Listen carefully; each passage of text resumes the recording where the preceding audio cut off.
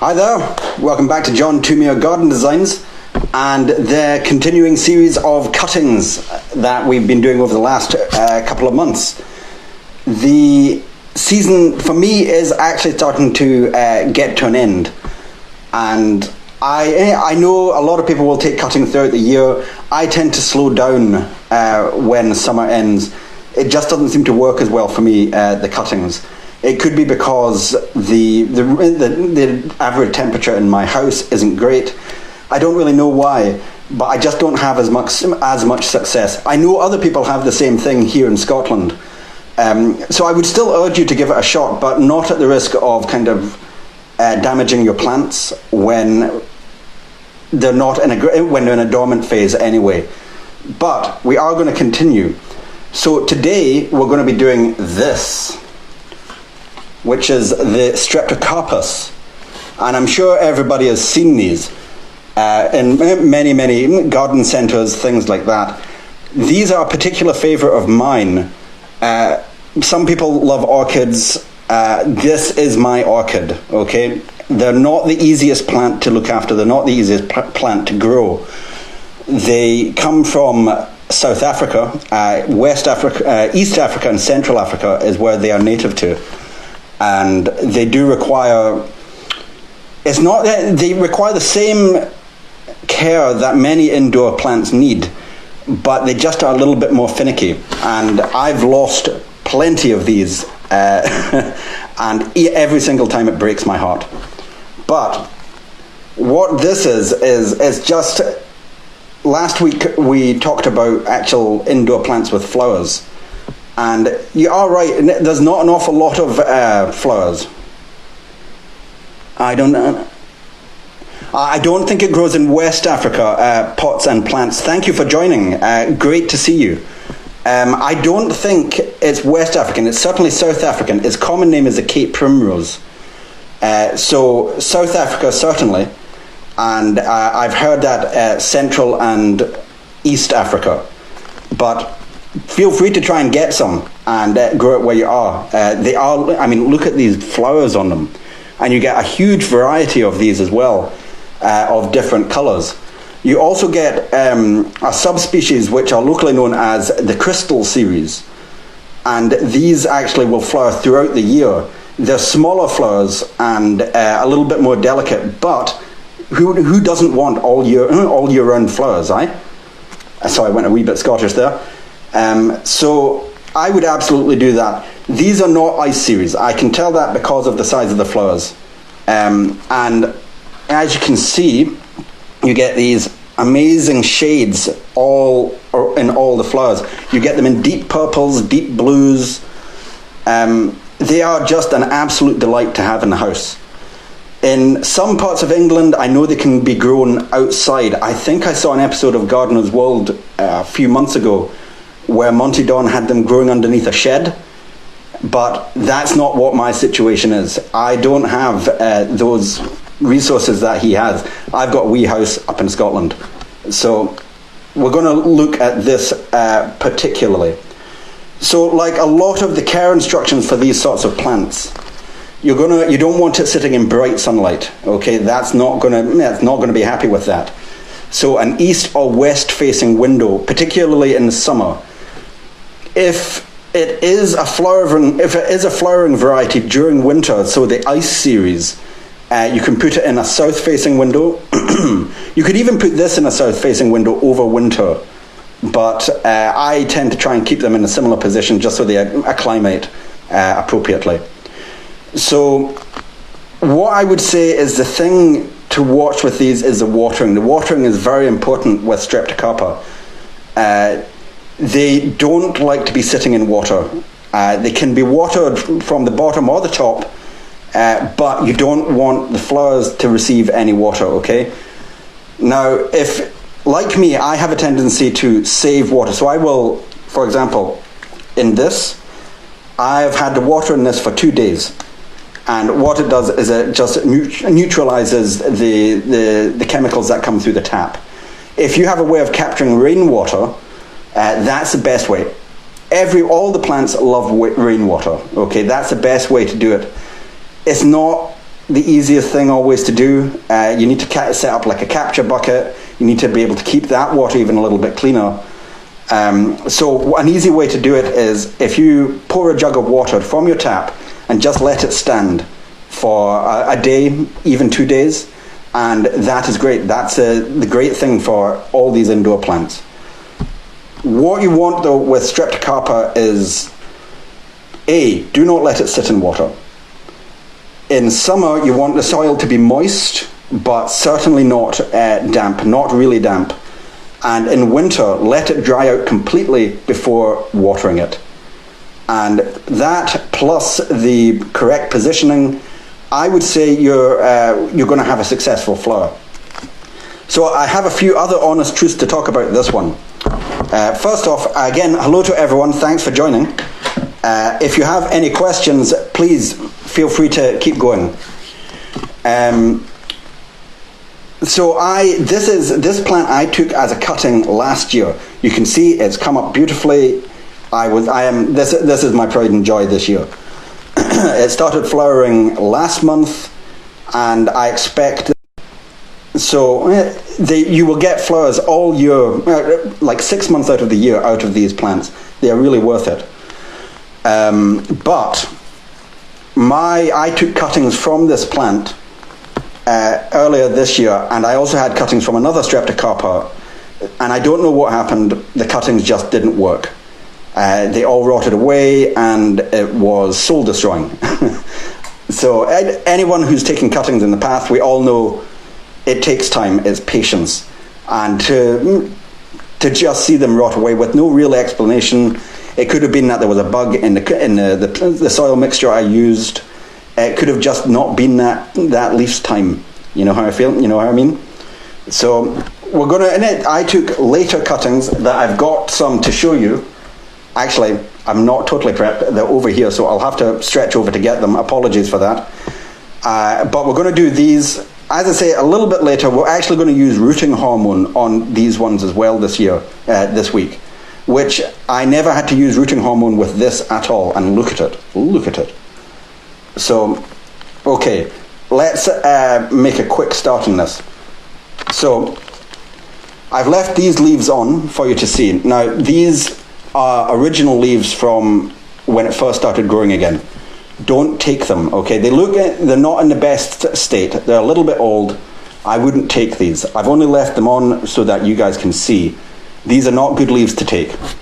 What we are going to take, and I'm trying to hide the label on the thing because it's from another plant, but I don't really want to show that. We're going to take this leaf. Sorry. We're going to take this leaf and maybe this leaf. Maybe even just the one leaf because it's a beautiful, big, long leaf, and we'll be able to get quite a lot of love from that. The other thing to notice, the flower stems on these, they come up from the base of those leaves. So if you can see that, you can see where they are coming from. You have to be very careful when you're taking the cuttings because you don't want to take out any existing stems or any new stems. And even on this, I can see there's another stem, there's another flower coming. So we're going to be really careful on that. So let's make a start. So usual thing, I've got these knives with me. This is the hook one. This is what we're going to take the leaf cutting with. This is a flat bladed, and we're going to actually do the slices with this. I sharpened those earlier this week, but just 5 minutes ago, I doused them in hot water. So they are sterile, they are totally clean. That's what you want. So let's do this. So we're going to go with this leaf here. And I'm going to try and make it, I know the comments are actually a little bit in the way, apologies for that, but if you want to rewatch it, the comments won't be there, and you can watch it all over again. You're lucky people. So, remember what I said about those leaf stems. So you want to be careful of that.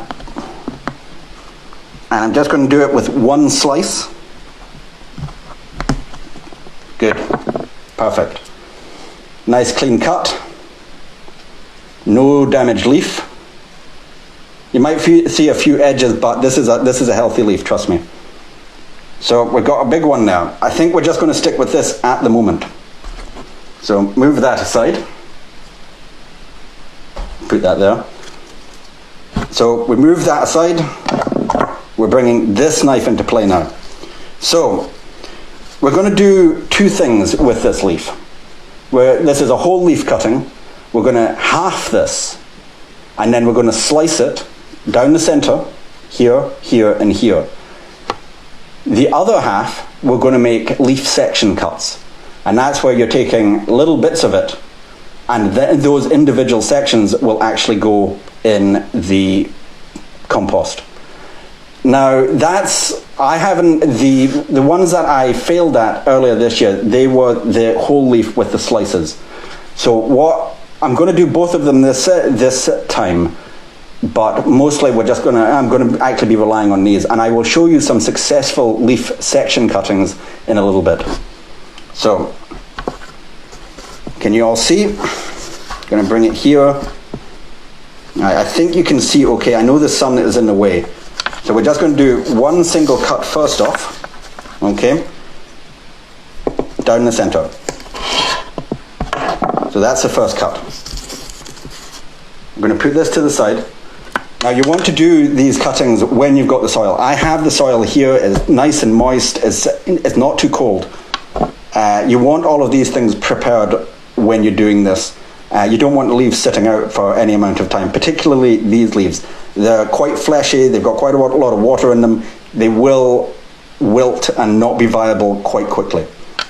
So we're going to push this down like this on the underside. So this is the top side. We're going to cut from the underside.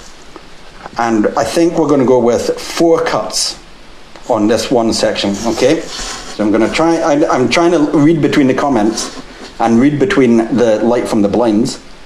So don't slice the whole leaf, okay? So 1, 2, 3, 4. So that's it. That's all you're going to do. Now we're also going to put this in rooting hormone. This is just your standard rooting hormone. It's easy to get, and you just want to dip these cracks into it. So before that, I'm going to get my medium, my growing medium. So as I've mentioned quite a few times, I make my own growing medium. It's very, very free draining. There's no compost in this at all. Okay, this is coir, perlite, and vermiculite. And really what it's doing is just giving something the new roots to grab onto. You're not trying to feed it at the moment, you're just giving it the conditions to start growing.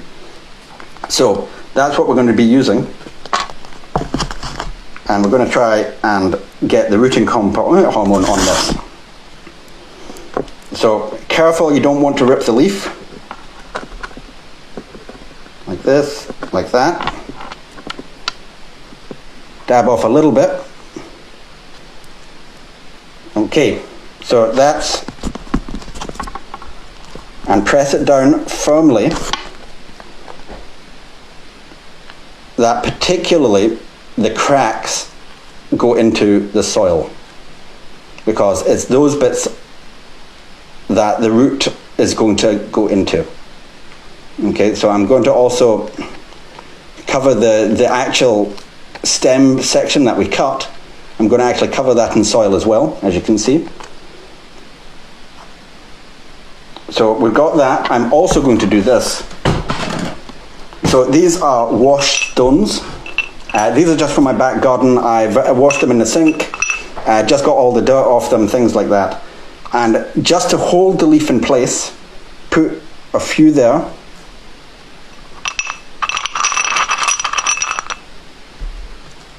Like so. I'm using 3. And all that's going to do is hold the leaf in place. I also have some metal pins that I made, but I'm just going to use the stones. It's a little bit easier. So that's that one done. We'll put that to the side. Now we're going to do these section leaf cuts, okay? So we've got that. Now, it's important to pay attention when you're doing these section leaf cuts, the direction of the leaf, okay? So this is the tip of it and it's growing down, right? The rest of the leaf was this section here. When you put these in soil, you want the bottom end, the part in the soil, in the same direction that the leaf was growing. So this end of it will be going in the soil. And at the next section, that section that you cut will be going in the soil. Hard to explain, easier to show. So, flat-bladed knife, same thing. You maybe want to make the sections, on this case, we might get 3 sections out of this. I'll try for 4. Maybe an inch each end. That should be good enough. So, again, trying to fit it in there. 1, 2, 3, and that's our 4 leaf sections. So we bring this back here,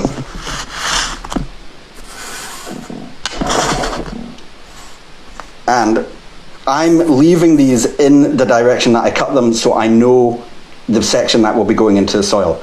This is a really, really easy mistake to make. And don't blame yourself if you get it wrong. It might still take, but a lot of the things with cuttings is about just doing it the best way you can to give the plant the best option, the best way of growing.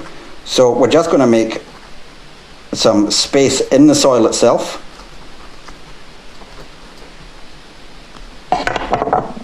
So we've got our rooting powder here. If anyone happens to see me put it in the wrong end, please let me know. Alright, so rooting powder.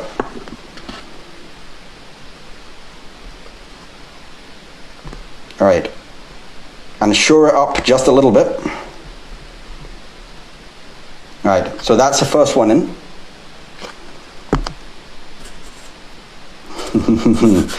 Just making sure. Next.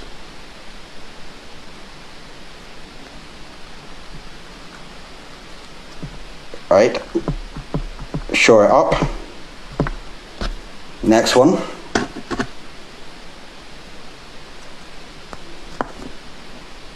I'm trying to find out where I put the thing. There it is.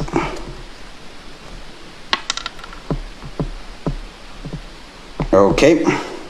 And finally, I don't know how likely this one will take. It's very small. It's definitely, you can see it starting to brown a little bit at the bottom. But I'm still going to put it in. If it doesn't take, keep an eye on your cuttings. Anything that looks like it's starting to rot away, try and take it out as quickly as possible. So, okay. That's that one in. So we have the 2 different styles of cuttings for Streptocarpus here. And I have a suspicion I'll get more success out of this back row, the section cuttings. But please, if you've got a leaf that big, try some different variations. So, we're going to give it a quick spritz. And then we close the lid. Again, I've mentioned before, old takeout containers are the best thing for doing these. It just gives you an airtight seal, which just ups the humidity for these. Please, what's in your mixture? The mixture is a simple mixture of coir, perlite and vermiculite. There's no nutrients in there, okay? Coir holds on to water quite well. So that'll hold on. The perlite and the vermiculite will also help it drain, and that's really important. You don't want this thing sitting in this. When your plants get to maturity, your indoor plants get to maturity, they're going to want a very similar mixture, and in the growing season you'll add some sort of feed to it. You can get very specific indoor plant feed. Personally, for the most part, I use actually tomato feed. Because it contains all the good stuff that works just as well. I've used an awful lot of different feeds in the past, and yeah, if you are on a budget, tomato feed will do it absolutely fine. You can kind of bump up, if you have the budget, you can get like the seaweed feeds. Seaweed feeds are great, but they are quite expensive and you don't get an awful lot of it at the time. So I'm going to have to be a little bit unprofessional, stand up. Have I got my belt on? I do have my belt on, so we're good. And I'm going to get the next stage of the cuttings.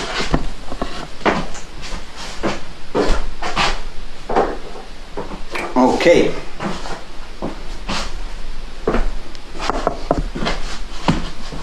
Amazingly, we've not been bugged by Fred today.